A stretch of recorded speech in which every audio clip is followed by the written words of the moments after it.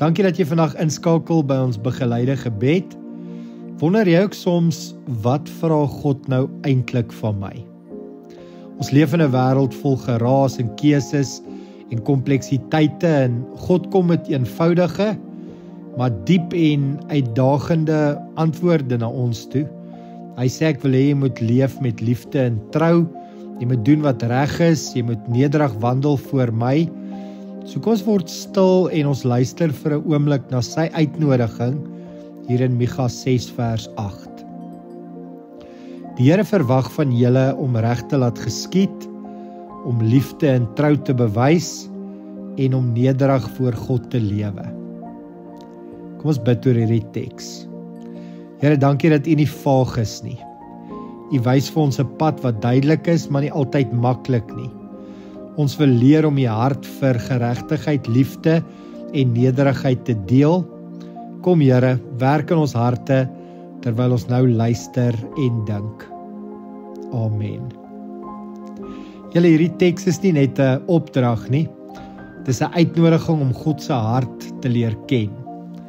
God is nie beïndruk met uiterlike godsdienstigheid sonder innerlike oorgawe nie.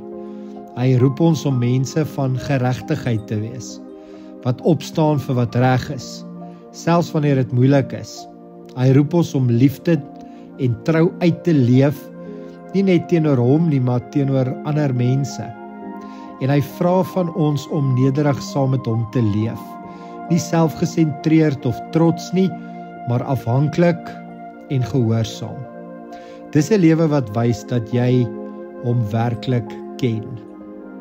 Ek gaan vir ons so 30 sekondes stilte gee om die volgende vraag in ons harte te beantwoord. Hier is die vraag: waar is God besig om jou uit te nooi? Om reg te laat geskied, liefde te bewys of nederig saam met hom te wandel? Kom ons gaan in stilte.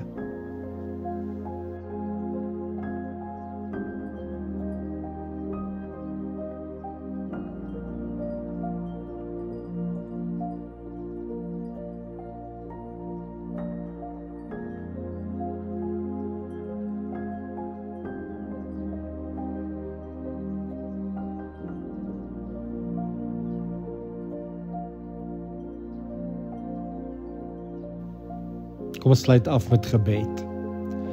Here, U het reeds gesê wat reg is. Help my om nie net te hoor nie, maar om te leef wat U vra. Leer my om reg te laat geskied, om op te staan vir ander, om onreg nie te ignoreer nie. Here, leer my om liefde en trou te wys, nie net wanneer dit maklik is nie, maar ook wanneer dit my iets kos. Leer my om nederig saam met U te wandel, bewus van my afhanklikheid, my gebrokenheid en U genade. Laat my lewe U hart weerspieël elke dag. In Jesus se naam, amen.